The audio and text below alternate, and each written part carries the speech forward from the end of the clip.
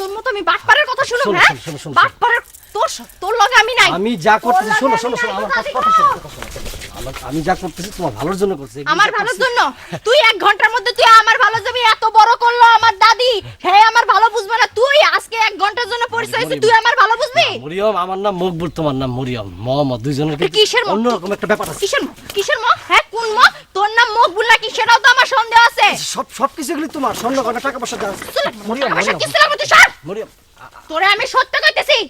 সর তুমি চাইতো না মাথা ঠান্ডা করো মাথা আমি হাতের কাছে যা পাবো মাইরা তোর মাথা ফাটাই দেব তুই সর থেকে সব তোমার নিয়ে নাও সব আমার কিছু রাখ তুই যা আমি এগুলি মরিয়ম শোনো আমি বলতেছি তুমি উত্তেজিত হইও না আমি আমার কি দেখছিস তুই লাথে আমি মাইরা ফেলাই দেব টাকা পয়সা এগুলি টাকা পয়সা মরিয়ম তুমি এই সর মরিয়ম ওখানে কিন্তু ডাকাত আছে কিন্তু ডাকাত ধরবো ডাকাতের সঙ্গে আমি জামুগা পালাই যামু ডাকাতের সঙ্গে সংসার করম ডাকাত কইলে আমি মইরা যামু তাও তোর লাগে যামু না মরিয়ম ওরা তোমার সর্বনাশ করতে পারে মরিয়ম চাই তুই আমার কি করবি তুই আমার কি উন্নতি করবি তুই তো সর্বনাশ করার জন্য নিয়ে যাইতেছিস মরিয়ম উত্তেজিত হও না মরিয়ম ঠান্ডা মাথায় বিষয়টা বোঝো আমি কিন্তু যা করছি তোমার জন্য করছি কিন্তু আমি কিন্তু এরকম মানুষ না মরিয়ম তুই ভালোর জন্য আমি ভালো আই আসবি আই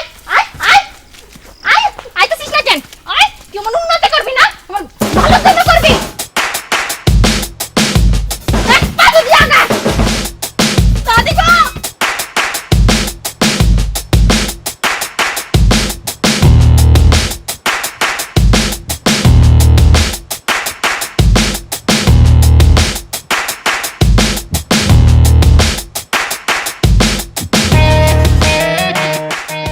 সামনে কোন গ্রাম সামনে ইচাপুরা তোমার বাড়ি কই আমার বাড়ি ইচাপুরা আমি ইসাপুর যাম চলো তাই উঠেন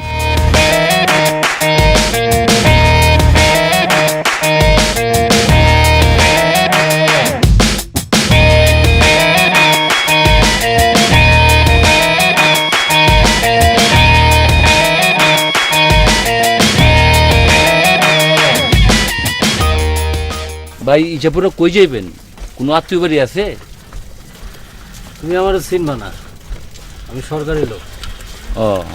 ঢাকার হেড অফিস থেকে আমার এই জায়গায় পাঠাইছে সরকার নতুন একটা প্রজেক্ট খুলছে গ্রামে যাদের ঘর বাড়ি ভেঙে গেছে অসহায় যারা ঘর বাড়ি উঠাইতে পারে না তাদেরকে সরকার বিনা খরচে ঘর বাড়ি উঠাই দিব ইসাপুরের দায়িত্ব পড়ছে আমার উপর ও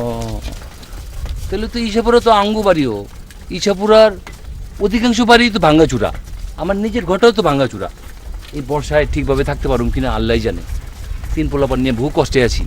আমার ঘরটা ঠিক করে দিবেন তো অসুবিধা নেই এই জন্যই তো সরকার আমার এই জায়গায় পাঠাইছে কোনো অসুবিধা নেই এখানকার দায়িত্ব আমার আছে ও কোন কি রিক্সা দামে লাগে এই স্যার কিসে স্যার আমি জানি স্যার আপনি গ্রামে গেলে স্যার কাগজের চাপে সব কিছু ভুলে যাবেন স্যার আমার ঘরটা আপনি পারেন ঠিক করে দিতে স্যার আমি অনেক কষ্ট আছি 3টা পোলাপান নিয়ে এই বর্ষায় আমি কি করে যে কাটুম আমি ঠিক জানি না স্যার কোনো অসুবিধা নাই সরকার আমার এই জন্যই তো এখানে পাঠাইছে কোনো অসুবিধা নেই তবে কিছু ফর্মালিটিস আছে আর কি কিছু আর কি সরকারি পেজ টেজ থাকে না হ্যাঁ ওই খাতায় এন্ট্রি করতে হয় নাম আচ্ছা কিছু ফি আছে ফি দিতে হয় মানে টাকা দিতে হয় কত দিতে হয় 100 টাকার মধ্যে 100 টাকা এখনই দিব তুমি যাও তো তুমি যাও এখনই দেন আরে রাখেন আমার 30 টাকা লাভ হইছে রাখেন না আপনি কি দরকার ছিল আপনি আমার তোমার নামটা কি আমার আব্দুল করিম আচ্ছা ঠিক আছে অসুবিধা নেই খাতাপত্র সিলচপত্র সব ব্যাগের মধ্যে আচ্ছা আমি ওখানে গিয়া ফার্স্টে 1 নম্বরে তোমার নামটা লিখি 1 নম্বর আমার নামটা আমার ঘরটা তো ঠিক হইব তো স্যার ঠিক হইবা তোমার লিখে তো আমার এখানে পাঠাইছে আমার কাজে তো এটা আমার 3 পোলাপান নিয়ে আমি কষ্টে আছি স্যার